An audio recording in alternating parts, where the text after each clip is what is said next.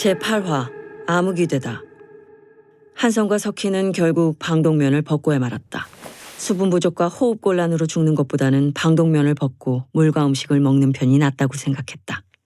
정주는 자신이 백신을 맞았기 때문인지 한성과 석희에게 이 실험실은 멸균 상태이며 바이러스나 세균이 공기 중에 있을 확률은 거의 0%라고 재차 강조했다.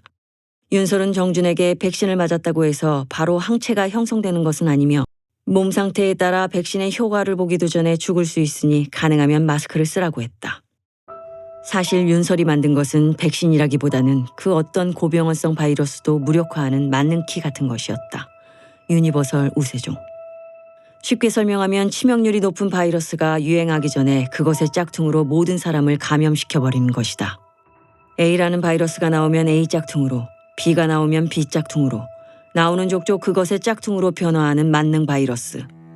심지어 고병원성 바이러스가 이미 침투한 세포에도 들어가 그놈의 복제를 방해하며 자신만 먹고 사는 바이러스계의 최고 이기적인 놈.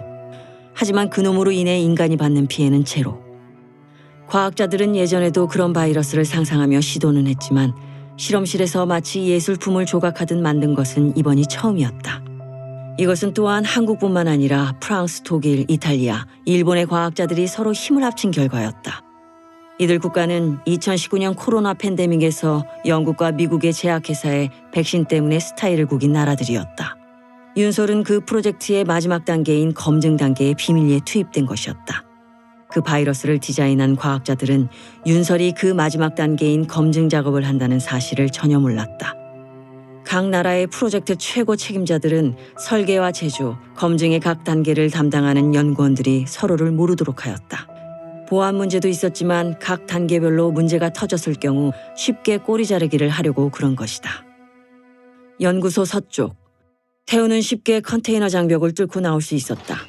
문을 열고 들어가서 반대편 창문을 통해서 나왔다. 급하게 만든 장벽은 너무나 허술했다. 태훈의 핸드폰은 컨테이너를 넘자마자 깡통이 되었다. 누군지 몰라도 기지국을 폭파하라고 명령한 놈은 정말 바보가 확실했다. 태훈은 자기였다면 기지국에 접속된 핸드폰을 조사해 숨어있는 호스트들을 찾아 다양한 방법으로 심리전을 펼쳤을 것이다. 고립은 고작 약간의 공포감만을 줄 뿐이었다. 저런 놈들이 계속 이 상황을 지휘한다면 바이러스보다 사회 시스템 붕괴가 더 많은 사람들을 죽일 것이다. 태우는 데이터가 끊기기 직전 화성생물연구소에 대한 여러 자료를 핸드폰에 미리 저장해 두었다. 태우는 총알을 장전한 리볼버를 바지 뒤쪽에 꽂고 빠르게 서치라이트를 피해 연구동 쪽으로 숨어들었다. 그리고 준비해온 스포츠 고글과 간이 방독면을 착용했다. 태훈의 뒷모습에 서치라이트가 살짝 묻었지만 아무 일도 벌어지지 않았다. 바이러스가 퍼진 지 아직 하루도 지나지 않았는데 감염의 전선이 한참 뒤로 후퇴했다.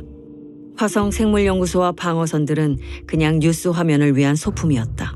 바이러스는 이미 방어선을 한참 넘어 경기권으로 스며들고 있을지도 몰랐다. 하필은 사경을 헤매고 있었다. 엄마가 걱정됐지만 지금 당장 하필은 자신의 죽음이 더 크게 느껴졌다. 하필은 김상규 박사를 제외하면 이 연구소에 가장 오래 근무한 사람이었다. 동물 실험실 전체에 7명의 박사급 연구원이 있었는데 하필 7명 모두가 김 씨였다. 연구소의 직원들은 서로 선생님이라는 호칭을 썼는데 동물 실험실에는 하필을 포함해 8명의 김 선생님이 있는 것이었다. 다른 연구실 연구원들은 자기들보다 학벌이 낮아도 한참 낮은 하필에게 김 선생님이라는 호칭을 쓰기 싫어했다. 그래서 아씨, 왜 하필 김씨야? 라며 짜증을 냈다. 가장 짜증을 낸 사람이 주성훈이었다. 성훈은 항상 구분짓기를 좋아했다. 남자와 여자, 박사와 학사, 외국 박사와 한국 박사, 강남과 비강남, 교인과 비기독교인, 탈모와 하이모. 그리고 대부분의 구분은 자신이 유리한 방법으로 경계선을 그었다. 그의 분류법에 의하면 하필은 지구상에서 주성훈과 가장 공통점이 적은 사람이었다. 하필은 전문대 재학 시절 이 연구소에서 쥐 키우는 알바를 시작했다. 냄새나고 힘든 일이었지만 하필은 자신의 수준에 맞는 일이라고 생각했다. 특히 하필에게 자상했던 김상규 박사는 하필이 이 연구소를 못 떠나게 만들었다. 김상규 박사님, 과연 살아계실까? 하필은 거기까지 생각하다가 문득 생각의 꼬리를 놓치고 말았다. 툭. 하필의 손이 매트 밑으로 떨어졌다. 하필 옆에서 지켜보고 있던 정준이 하필이 축 늘어져 버리자 놀란 표정으로 실험실을 달려나갔다. 정준은 자기가 허락도 안 받고 맞은 백신 때문에 하필이 죽는다고 생각하니 죄책감이 들었다. 연구동과 동물 실험실 건물을 오갈 때마다 기둥에 묶여있는 껄렁한 놈이 궁금했다. 석희와 한선은 그냥 쓰레기라고 생각하면 된다고 했다. 정준은 최대한 빠르게 껄렁이를 무시하며 그 자리를 지나쳤다. 저게 조금 내 편. 껄렁이는 다가오는 성운을 보며 썩은 미소를 풍겼다. 물 있으면 물부터 먹읍시다. 내가 무슨 말을 할 줄 알고? 싫으면 그냥 당신 갈 길 가세요. 딱 봐도 왕따 당하기 좋은 성격이던데 계속 혼자 계시던가. 성운은 전곡을 찌르는 껄렁이의 말투가 엄청 거슬렸지만 일단 누구라도 자기 편이 필요한 성운으로서는 대안이 없었다. 나 나이 너보다 많으니까 일단 존댓말 하겠다고 말하면 물 줄게. 성운다운 제안이었다. 껄렁이는 뭐 그러지 뭐 하는 표정으로 끄덕거렸고 시원한 물을 맘껏 마실 수 있었다. 그 사이 성운은 눈치를 봐가며 의료용 메스로 성운을 묶고 있던 링거 옷을 잘라냈다. 껄렁이는 가슴에 신진호라는 명찰을 달고 있었다. 신진호? 그냥 진호라고 불러요. 그리고 그 메스 맞죠? 그거 또 있으면 나 하나 줘요. 진호와 성우는 뭔가 속삭이다가 조용히 자리를 떴다. 그들은 뭔가 나쁜 일을 꾸밀 것 같았다. 태우는 일단 성운과 진호를 나쁜 놈으로 분류했다. 그리고 그들을 좀 더 쫓아가 보기로 했다. 박사님, 그분 죽은 것 같아요. 정준은 실험실 입구에서 인터컴을 켜고 마이크에 대고 소리쳤다. 실험실 입구에서부터 두꺼운 철문을 열고 닫고를 3번이나 해야 들어갈 수 있는 그곳. 인류를 통째로 쌈싸먹을 수 있는 고병원성 세균과 바이러스들이 냉동된 채로 잠들어 있는 그곳에서 윤설은 하필이 죽은 것 같다는 소리를 들었다. 죽은 것 같다는 거예요? 죽었다는 거예요? 윤설은 차분하게 인터컴으로 되물었다. 잘 모르겠어요. 어떻게 확인해요? 당신은 영화 같은 것도 안 봐? 한선이 윤설 옆에서 두꺼운 방역복을 입은 채 소리쳤다. 정준은 답이 없었다. 윤설은 차분하게 다음 지시를 내렸다. 박정준 씨, 그 사람 머리 옆으로 노란색 뚜껑이 있는 매직펜처럼 생긴 게 있을 거예요. 뚜껑을 열고 바늘 허벅지에 찌르세요. 지금 바로요. 에피네프린이었다.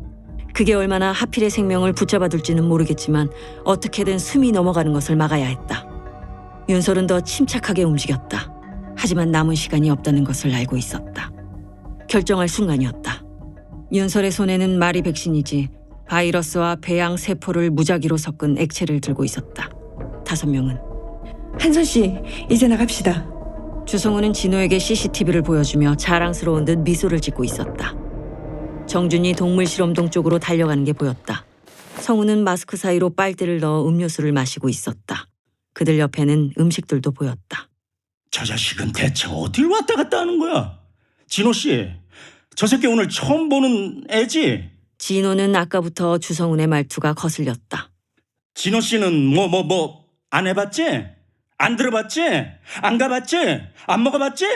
진호는 평상시 같으면 이런 자식을 그냥 두고 넘어가지는 않았을 것이다. 하지만 지금은 표정만 지어주며 장단을 맞춰주고 있었다. 성우는 어디서 구했는지 모를 쇠파이프와 과일칼을 챙기며 일어섰다. 진호 씨 갑시다. 길목을 지켜야지. 길목을 지키다니요. 진호 씨 지금까지 뭐 봤어? 김하필 그 새끼 때문에 장윤설이 백신 같은 걸 만드는 것 같은데 길목에 숨어있다가 나오면 확 뺏어야지.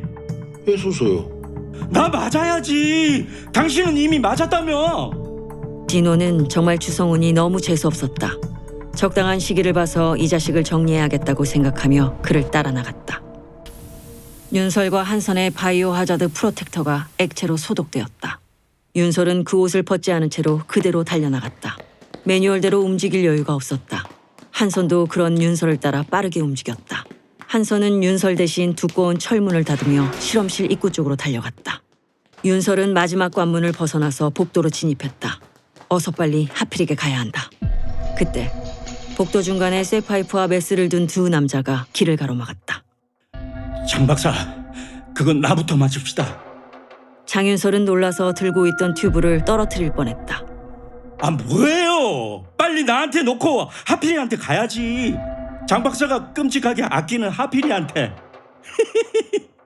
한선은 윤설 뒤에서 그 광경을 보고 있었다. 그리고 계단 옆에서는 태훈이 다음에 벌어질 상황을 계산하고 있었다. 그때였다. 기기깅 소리와 함께 건물 전체가 순간 암흑으로 변했다. 그리고 어딘가에서 누군가 비명을 질렀다.